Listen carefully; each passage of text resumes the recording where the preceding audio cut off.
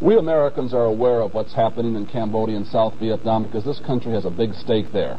But Bangladesh is a different case. There is no major American involvement or commitment there, nothing which approaches the needs of that young, impoverished nation. And so the memory of what happened there may already be growing dim in many of us. But what did happen there will never be forgotten by the people of Bangladesh, especially the women. It was in villages like this that the Bengali liberation struggle caught fire.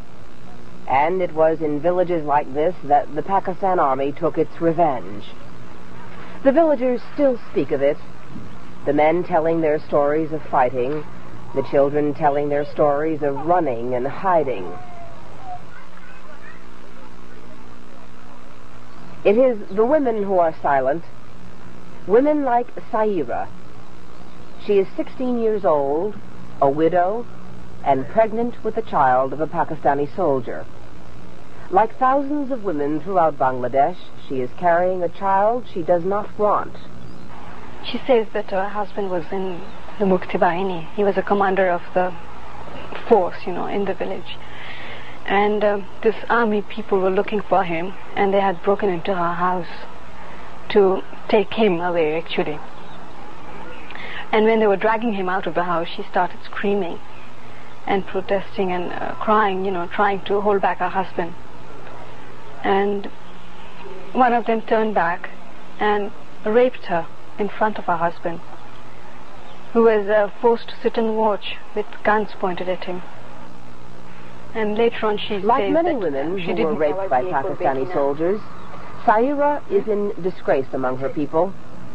Her parents take care of her, but they are certain that no man will ever marry her. Since January, many of the women ravaged by the Pakistani troops have been living in this house. They're being cared for by a government-sponsored women's rehabilitation group.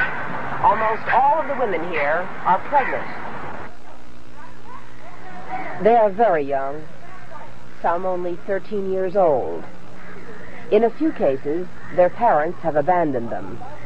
In others, their husbands have rejected them.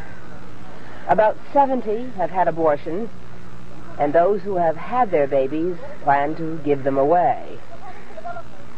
Most of the girls here were held prisoner by the Pakistani troops in the army barracks. For weeks, each day and each night, they were forced to submit to whatever the soldiers demanded.